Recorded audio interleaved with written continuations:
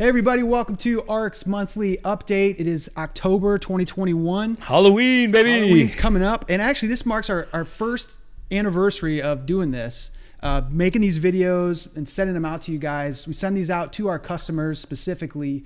And again, the reason we started doing this was we wanted to help share some shipping information on the industry. We wanted to give some tips and insights for shippers to help them deliver to their customers, maybe save some money, and also just tell you what was going on at ARC and help you stay up to date. So absolutely, we appreciate you guys for tuning in, and we're going to get rolling with this month's update. The segue, though, was about Halloween, so you kind of nailed it when you threw that out there. But I wanted to ask, what is your favorite Halloween candy? Hands down, it's Snickers, man. Snickers? Like Snickers. That's not even Halloween. That's just all year round. Snickers, yeah. Classic Snickers. Nothing special to it, just a Snickers. So do you raid your kids' stash? Absolutely. They have to pay the parent tax. That's right, yeah. We go out. I'm walking with them. They have to pay the parent tax when we get back. Yeah. So, and then, you're taking stuff as you go. So absolutely. The Snickers. How about you? Yeah. They have a new Kit Kat, dark chocolate Kit Kat. Yeah. That's where it's That's at. it. Oh, yeah, man. Dark chocolate is definitely I can't get behind dark chocolate. I'm not 100% of a convert yet. Dip it in an espresso, you're good to go. Yeah. But I love the parent tax. I call it the dad tax in my house. Yeah. And anything, anything that comes through the door. Dad tax, sorry. That ice cream, that's a dad tax. Yeah, exactly. Yeah, all the time. So let's move into some industry news, Andrew, for October. I wanted to talk a little bit about trade show. One thing we've seen pick up a lot is actually international trade shows. So, there was a while there where we weren't sure when those were going to kick back in for U.S. travelers, and happy to see that they're back to a degree. There are shows happening. And I wanted to tell everybody too, we do kind of have an expert on the team. A lot of people have done international trade shows, but Larisse on our team really has been focusing on that, and she's been doing it for a long time, even before she started with ARC. So if anybody has questions or is looking to get into an international trade show and wants to know how to do it, feel free to reach out, and we'd be glad to put you in touch with her. Yeah, that's a great point. She's got, I think, a little over a decade of experience in the trade show space for international trade shows specifically. So well-versed in it, something that we pride ourselves on in terms of being able to execute, whether it's, temporary imports and all the other requirements kind of go around trade shows. Yeah, there's definitely some a little more details that go into international show, and if your freight's coming back to your country or staying there, and some customs. So for sure. Let us know if we can help. Air freight. So, air freight has been the workaround to this ocean problem that's been going on really all year round. And there's actually numbers out this week that a Boeing 777 charter has hit $2 million. So not just the air freight, but people are then chartering full planes. They have to, yeah, to try to get their supplies in time and to not stop production. And so that's more than double its peak for an air charter pre-pandemic. Now, again, it depends on where it's coming from. I think most is coming from Asia. And we've seen actually with Costco and Home Depot, they're chartering vessels now. So they've moved beyond just chartering airplanes. And I'm jumping a little bit ahead talking about ocean, but they're chartering airplanes was, Apple would do that during new releases of products or materials. We've seen that happen over the years, but again, the price has just really increased. But now we're seeing stuff that never happened before, and that's the Costco's. The retailers of the world are actually securing full vessels that they're loading up with their own cargo from. They're consolidating at these ports. It's amazing. It's incredible. Yeah, and they're filling them up. They're filling them up. Well, sure, it's all your Christmas stuff, right? Yeah. And that's why there's 102 ships currently in the port of Long Beach. As we're talking right now in October. Yeah, it's crazy. I believe they call us now super peak season. It's not just peak. It'll be super peak season. Is super peak. Yeah, exactly. It seems like it's going to just keep growing and growing. But so the supply demand imbalance has driven air freight rates on major trade lanes 5 times higher than normal. Yeah. So I mean, we see it. Yeah. Everybody sees it. Yeah, it's right. 100%. Yeah, it's really wild. Right. And then actually you kind of touched on the ocean, but on the truckload side of things, the American Trucking Association just released an article saying that there's a shortage of 80,000 drivers in the U.S. right now. That's their projected shortage. Yeah. And basically, if nothing changes, they're saying by 2030 that's going to double to 160,000 drivers, which is that's a hard problem to solve. Well, it's hard because you're stuck with. These have to be trained drivers. They have to have experience. They have to be insurable, because the other side of the spectrum is like insurance runs a lot of the requirements around how these trucks can be on the road, simply because you have to be insured. We've seen an increase in what they're calling nuclear verdicts, which are basically if an injury happens, from some sort of accident or something that involves a CDL or a Class A driver, these nuclear verdicts have been happening where they basically just wipe out the entire carrier. Wow. A $40 million claim against a carrier that does, $20 million a year, there's no way they can pay because their profit's 10%. So they just close up shop and they're kind of stuck because there's no way they can actually pay that. So the nuclear verdicts put these guys out of business. And at that point, they say, do I want to keep doing this driving thing or do I want to go find something else to do? And so you have this compounding effect of both the litigation side of stuff happening. You have people trying to come up with ideas of having younger drivers. But I think we'll find insurance is going to have to accommodate the demands of Class A CDL drivers, or the demand needed for Class CDL drivers. Otherwise, it's going to be a very interesting problem that they have to solve. Yeah. Unless automation can step in the gap, which we'll see. We'll see. Yeah. It's far away. I don't trust 100,000 pounds cruising down the road at 90 miles an hour without having somebody behind the wheel that's trained. Yeah, it's so important that they know what they're doing back there, because it's obviously there's a lot of people on the roads and potentially dangerous situations. So yeah, it's a big challenge for our industry. Mm-hmm. So yeah, like you said, it'll be interesting to see what unfolds, who gets creative, and even this proposal at Congress right now has some elements into that. So what is the government going to try to step in and do, or how much can they do? Exactly is the question, right? And I think you hit it on the head. Is how are people going to get creative, really? Yeah. And that'll be the interesting thing to see, is how do companies solve it through creative means. We've got our own set of things that we're doing to try to get around that issue, whether it's shifting capacity to different areas that we found. And I think every logistics company is going to be faced with that, and every supply chain is going to be faced with, how do I get around the dependency I have on, if these vacancies happen, what that's going to do to my supply chain. Yeah, yeah, interesting. Another thing on the truckload world, if you guys have noticed prices from the West Coast coming east a lot higher than east going west, it's because of all the freight that's currently in Southern California. You mentioned the 100 ocean vessels that are parked outside waiting to unload. So carriers are desperate to get back to the West Coast, so they're taking a lot less money to get back there, but the rates that they're getting out of the West Coast to go east are up to 3 times higher what you see. And that specific lane, there was a specific lane between LA and Dallas, same miles, different directions from west to east. It was 3 times more expensive. And that's we've talked about it before, and this is the lane balance, where it's coming from, where it's going to. That's just as critical in terms of how a rate is structured as it is, the actual miles driven with a truck or a trailer. Just simply because the demand is there right now. The rail has slowed down to a crawl where it's like taking months to get your cargo from Long Beach. Some, they're not even accepting bookings right now that go inland. So that means you got to book the Long Beach and then truck it on a transload out of Long Beach. So you got to bring it to a local dock, take it out of the container, put it into a truck, and then that guy drives across the country. So it's just this compounding effect that you're seeing. So everybody's trying to get back into Long Beach because the loads coming out, they're crazy high, crazy expensive. Yeah. And actually, I read too that one of the major railways shut down service from LA to Chicago, which is obviously a cross-country route, because they also want to keep the containers close by. Because people weren't returning their containers. They're like, the rail was like, well, we can't return them to you, so they're just going to sit here in Chicago. And obviously, ocean carriers don't want their stuff just sitting all over the U.S. So it's a lot of different factors and a lot of different difficult scenarios that these individual carriers are trying to overcome, because really logistics is a patchwork of companies. It's not some big governing body that guides us along. It's a patchwork of companies working together to accomplish the common goal of delivering goods to an individual, or for an individual, or for a corporation. So you see one of the blocks fall out.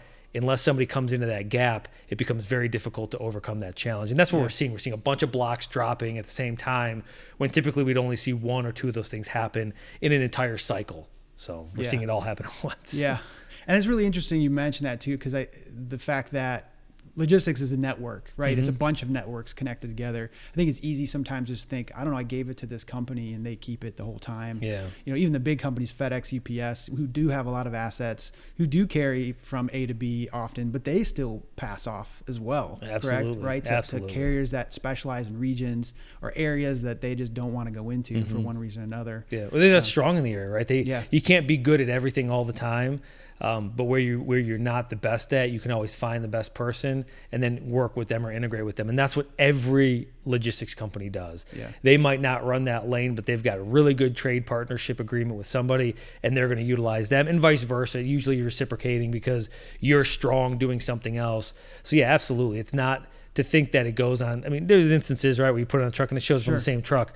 But most of the time, how the world operates successfully is a lot of independent organizations working together under the same common language of supply chain or logistics to actually deliver these goods in the time frame and in the manner that they've agreed to based on the terms of conditions inside the bills of lading ultimately. Yeah. And it's also why things don't go as smooth as you'd like often, right? You have that many parties and people involved. Everyone's trying to get the same goal done because ultimately that's what their job is to get done, correct? That's how everybody puts food on the table. Yeah, but there are time zones, there's countries, there's customs and borders, and there's a lot of different factors that get into how things move. And even how you communicate. Like how you communicate with someone in China is vastly different than how you're going to communicate with someone in Europe or in Africa or India. It's just a different culturally, not just, culturally how they operate is very, very different. So being able to facilitate transcontinental, trans-border language barriers, like it's a big challenge for this industry.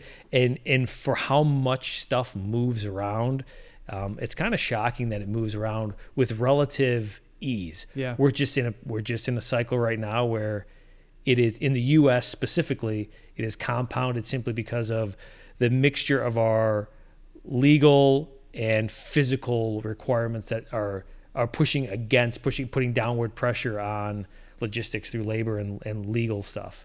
Because, I mean, with California, you have smog issues that you're dealing with in terms of what types of vehicles are allowed in, what type of vehicles are allowed to operate inside the state. So there's a myriad of issues that you got to walk through carefully. And this is not saying the issues are good or bad. It's just saying there's issues that you have to overcome or solve for when trying to figure out the solution around it. Yeah, it's really interesting. Let's move into our shipping insight this month. And here's the question I want to pose to you: what is a logistics first mindset? And why is that becoming more and more important in today's world? Yeah, it's a great question, Matt. I think we talked about it a little bit actually, is that the closer we get to the closer our organizations get to the customer is ultimately going to get better. So we've seen this with Amazon, where Amazon doesn't ship from a DC 2,000 miles away from you. They're shipping from DCs hundreds of miles away from you. And they want to get that closer and closer and closer if they can, simply because speed to get you the product you want, exactly what you want, when you want it, and then delivered to your door as a convenience. So I think what we're seeing ultimately inside this kind of logistics first mindset is, how do I, as a shipper in a supply chain or a manufacturer, get my product to the end destination as fast as possible? And then how do I get the sourcing of my goods, my raw materials, to make my products as fast and efficient as possible? And we've seen Amazon do this very, very effectively on the second portion, right? They don't really have to do as much on the sourcing. Now, they've grown into that where they do make their own products now, but that's secondary. They're primarily reseller. But primarily they're a reseller, and they've done a good job of putting pressure on the market to demonstrate what the customer actually truly wants. So we've seen just different things, right? Like 2-day is the sweet spot for shipping. Anything faster than 2 days is nice, but not a requirement or a demand. Typically, 2 days is just long enough to where you're like, oh, good, my product arrived, but it's not to where you're getting antsy why is your product not there. So they've really made that like a staple in terms of how you have to focus. So as an organization, you have to start thinking, okay, if the Amazon effect is pushing against me in terms of me getting my product into people's hands, what are the things I have to do to have a focus? Like, is me putting my warehouse in this location smart or not smart? Is me partnering with this carrier that does transportation in this way smart, or is there a better option for me to do that? And so I think what we're seeing constantly in terms of how you can lead with the logistics mindset is simply by looking through the decisions that you have to make as an organization and looking at it through the lens of your supply chain. I think, if I'm not mistaken, Tim Cook, the CEO of Apple now, that's where he came of. He came actually through the supply chain kind of vein inside Apple, simply because a company like Apple sources so much product for their organization to properly function. in terms of producing these goods, that it requires someone who can think creatively around topics, and also really think creatively around how you can get a product from concept to actually creation. So we see that when corporations lead with a logistics mindset, the acquisition you're doing, how does this fit in terms of our supply chain? What type of assets are we getting out of it? And where does our storage from that sort of stuff happen? It really helps them capitalize, I think, a lot of times on the value of a dollar, more the value they get out of an organization more aggressively than if they just bought stuff because it was convenient for them and not really thinking about it through a mindset of logistics spend and cost. And it's amazing too, because I mean, as you're talking about this is the B2B world. Like this isn't the B2C world. Where the B2C world, people go, 2 day, but now that's what we call the Amazon effect, right? Yeah. And now it's trickled in. They say 80% of B2B customers expect that type of service. Yeah. So how they pushed it so far that our mindsets have just changed to say, well, we shouldn't have to wait more than 2 days, even if we're talking about business products. Yeah. And also too, I want to ask you, because a lot of the bigger companies that have maybe big supply chain divisions, you're thinking Walmarts and Targets, these big retailers, they've been doing this for a while. They've been doing this for a few decades, trying to push the logistics. How can a smaller business or medium-sized company, are there any changes that they can make to help them have a better maybe logistics first mindset? Sure. I think how I've always viewed it as, you can get a couple things, right? But you can't get everything. So a lot of times people look at price as the number one goal when distributing their goods. Like how can I get this thing done for as cheap as possible? Or, a carrier comes in and they sell on price. It's the easiest thing to sell on. It's like, I can be cheaper than the next guy. When in reality, what you're looking for is, in my experience is having someone who can come alongside you and help you avoid the pitfalls that you may experience along the way. So something as simple as quality control, like how does your organization handle quality control when you're doing forward stocking locations? So that means pushing product into other warehouses to get closer to the end consumer. But then how do you do the quality control from the origin? And then on the backside of the destination, how are you validating that stuff is truly up to the standards of whatever was required? So there's a lot of these odd ideas and concepts that smaller organizations don't really come across. They really focus on price because that's one of the big things they can control. But looking outside of it and looking at things like communication, visibility, and overall costs, like what would be like your total LTV or whatever, your lifetime value you get out of something, or your overall cost you actually spend on something. What seems to constantly, a reoccurring theme is the cheapest carrier up front is not going to be the best long-term value for your organization in terms of overall spend inside your division. So I think setting goals inside your organization that doesn't focus on just near-term profits, but long-term value in your supply chain space is one of the main or number one reasons that somebody can truly take advantage of having more of a logistics-first mindset than a reactionary mindset to things being forced upon you from the industry ultimately. Yeah.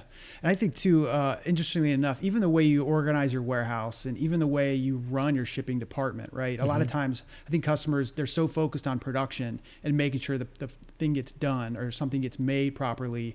And then shipping is kind of an afterthought, right? It absolutely is. So, hey, I don't know, we'll throw on a skid and try to ship it out of here. But if you do some planning on that and even realize carriers have times where they like to come in and pick up, right, at different locations. So finding out when those optimal times are and having maybe stuff ready, then you might put yourself in a better position with a carrier. And even packaging, right, too. 100%. We've talked about packaging multiple times. Yeah. If you don't understand how your freight is looked at from a carrier's perspective, you might be paying a lot of extra money for stuff that you could avoid if you look at it from their perspective and maybe change around some packaging. We've talked about dimensional weight. Absolutely. Understanding that, making sure your freight is fitting within their dimensions to make your freight more desirable, really, right? Not just desirable, but actually have capacity available. Yeah. So if you're shipping stuff at 105 inches tall, like there's only a certain amount of carriers that can actually handle that. You reduce that by 8 inches and most trucks can handle it. Yeah. So there's just little caveats to the shipping world where having a good partner that can walk you through those steps in terms of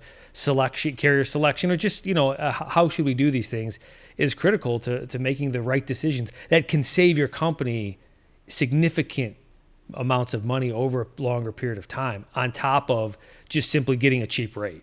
So if you can mix the benefit of the best value rate with information you're talking about, where it's actually like, hey, this is industry knowledge that we want to impart on you, it will help a regular small or medium-sized shipper truly get the same advantages of large organizations. Yeah, great.